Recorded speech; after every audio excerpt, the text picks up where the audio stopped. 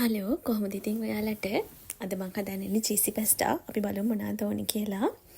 Pasta දෙන්නෙක්ට හරියන අරන් තියෙනවා. කිරියෝනේ, සෝසෝනේ, ඔරිගානෝ, ලුණු, ගම්පිරිස්, කැරිමිරිස්, පාන් පිටි, බටර්, හොඳට පොඩි කරගත්ත චිකන්, සුදු ලූණු, තක්කාලි, බෙල් පෙපර් හරි මාළු මිරිස් හරි මේ ටික තමයි ඕන වෙන්නේ. හරි. අපි දැන් යන් හදන්න. මේ විදිහට වතුර ටිකක් උණු කරලා ඒකට පැස්ටා ටික දාගන්න. දැන් මම මේ පැස්ටා අරගෙන තියෙන්නේ දෙන්නෙක්ගේ ප්‍රමාණය. මේ ඔයාලා ගන්න ප්‍රමාණය අඩු වැඩි කරලා අරගන්න. මේ ටික හොඳට කලවම් කරලා මේ තැම්බෙන්න තියන්න. මම මේකට පොල් තෙල්ලුයි ලුණුයි දාලා තියෙනවා. මේ ටික විනාඩි 3ක් 4ක් තඹ ගන්න. මේ ප්‍රමාණයට තඹ ගත්තාම හොඳටම ඇති. අපි දැන් මේක පෙරලා අරගමු. හරි. දැන් වාචනයක් අරගෙන මේකට පොල් තෙල් එකතු කරන්න. පොල් තෙල් ටික හොඳට රත් වෙන්න දෙන්න. මම දැන් මේකට මේ වෙලාවේ හොඳට පොඩි කරගත්ත චිකන් ටික එකතු කරනවා. මේ චිකන් ටික හොඳට පොඩි මේ කැලි වෙනකන් කුඩු කරගන්න ඕනි. මේ විදිහට හොඳට කුඩු කරගන්න. මේ චිකන් එකෙන් තමයි මේකට හොඳ රසක් එන්නේ. මේ තෙලෙන්ම තැම්බි මේක තැම්බෙන්න මේ බෙදෙන්න දෙන්න ඕන.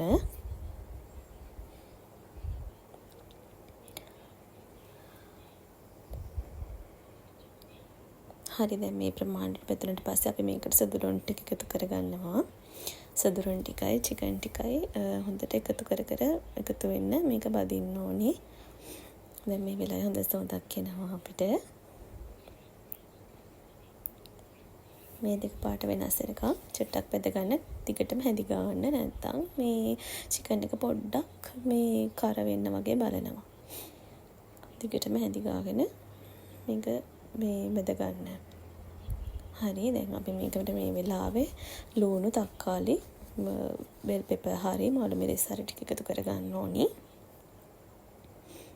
මේ ටික හොඳට කලවම් කරගන්න.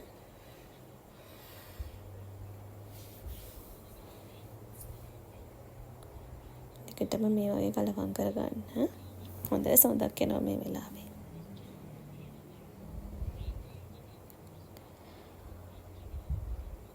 මේ වගේ ඊට පස්සේ අපි මේකට ලුණු, කැලිමිරිස්, ගම්බිරිස් ටික එකතු කරගන්නවා.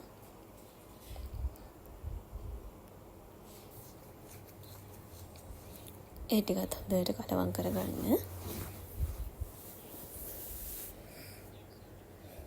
මේ වෙලාවේ ලිම්පේ ගින්දර පොඩ්ඩක් අඩු කරගන්න නැත්නම් කැලි මිරිස් ටික කළු වෙන්න බලනවා.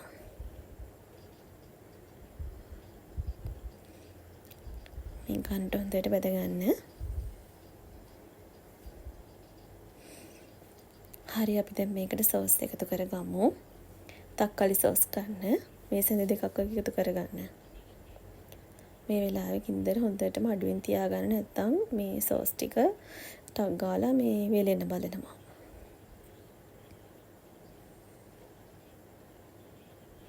ඔයාලා ගන්න ප්‍රමාණය අනුව අඩු වැඩි කරගන්න. මම දැන් දෙන්නෙක්ට හදන හින්දා දෙන්නෙක්ගේ ප්‍රමාණයට හරියන තමයි මම මේ අරන් තියෙන්නේ. මේ විදිහට හොඳට හැදි ගන්න ගොඩක් වෙලා තියන්න ඕනේ නැහැ. විනාඩියක් දෙකක් වගේ තිබ්බහම හොඳටම ඇති. හරි අපි දැන් මේකට මේ වෙලාවේ පැස්ටා ටික එකතු කරගමු. දැන් මේ දෙක හොඳට හැදි ගන්න. දෙකම හොඳට කලවම් වෙන විදිහට හැදි ගන්න.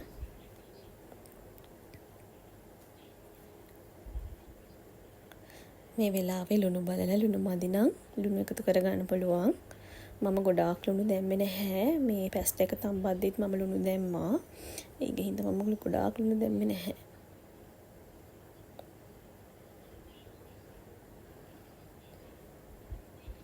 මේ විදිහට හොඳට කලවම් කරගන්න. හැබැයි අත තද කරලා කලවම් කරගන්න එපා. පැස්ටා ටික ගොඩාක් තැඹිලා තිබ්බොතින් පොඩි වෙන්න බලනවා.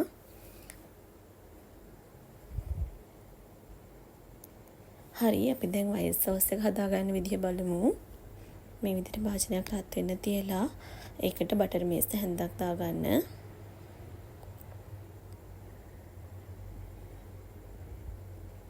ඒක මේ විදිහට හොඳට තිය වේගෙන එද්දී මේ විදිහට හොඳට තිය කරගන්න. මේ විදිහට හොඳට තිය කරගෙන එද්දී ඒකට අපි පාන් පිටි ටික එකතු කරන්න ඕනි.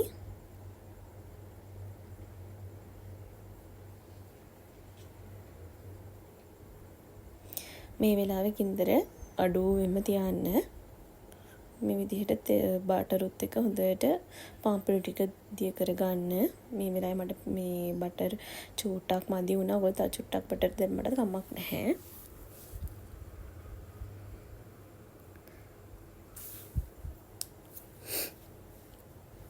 ඊට පස්සේ අපි මේකට කිරි ටික එකතු කරගමු.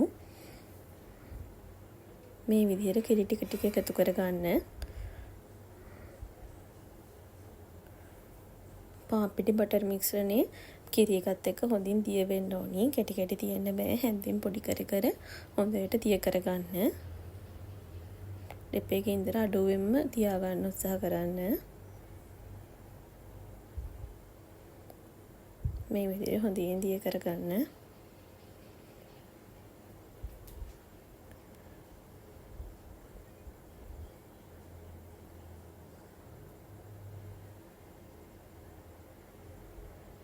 මට කිරි ටිකක් මදි වුණා. ඒකින්ද මම තව කිරි ටිකක් එකතු කරගත්තා.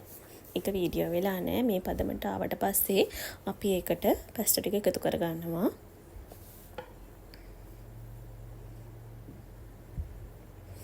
මේ දෙක දැන් හොඳට කලවම් කරගන්න.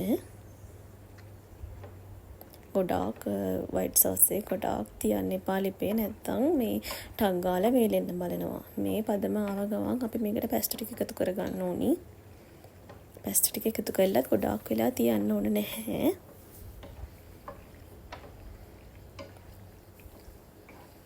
මේ විදිහට හොඳට කලවම් කරගන්න.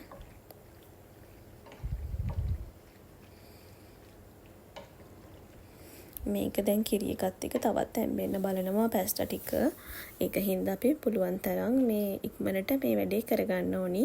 මේ වෙලාවේ අපි මේකට ඔරිගානෝ ටික එකතු කරගන්න ඕනි. ඔරිගානෝ එකෙන් තමයි මේකට නියම ඉටලියන් රස එන්නේ. මේක ඊට පස්සේ හොඳට කලවම් කරන්න ඔරිගානෝ ටිකත් හැම තැනටම මික්ස් වෙන විදිහට.